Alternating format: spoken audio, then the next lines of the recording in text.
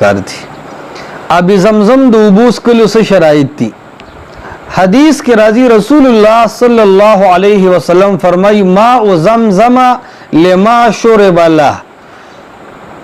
د زمزم اوبه چې په کم نیت اوس کلی الله رب العالمین بنده سره هم هغه معامله کوي.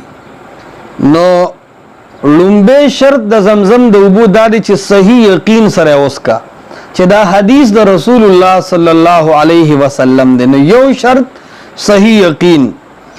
دویم شرط دا دی چې ماء زمزم لما شرب له. دا لما نه معلومیږي دا چې کله اسکی نو اک ټیم کې د سکلو په دوران کې چې د کوم حاجت د پاره اسکی یا د یو مرض د علاج د پاره اسکی د سکلو په ټیم کې هغه مرض هغه ضرورت او حاجت ذهن کې راولا حاضر کا او الله تو چې یا الله دا وب ز په دین نیت باندې اسکم زما دا حاجت پوره کی.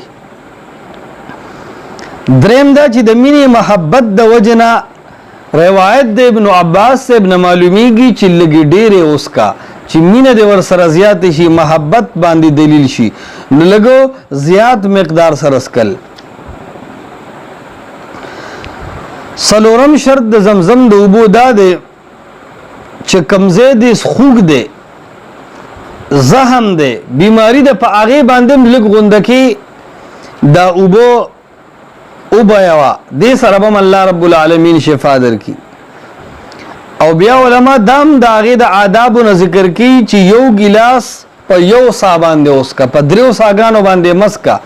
دا البته دومره ده که ته ولاړې نو فورا په ولاړه باندې وڅښه خو که ناست نو بیا ورته ودرېدل څه لازم نه دي. مطلب دا چې په ولاړه څښل جایز دي خو ضروري او لازم ګڼل نه دي پکار. اول کې بسم الله ووایا آخر کې الحمدلله ووایا. او د زمزم اوبو کې لږې وي نو عام اوبو هم د زمزم اوبو سره دا ملاول ټیک دي.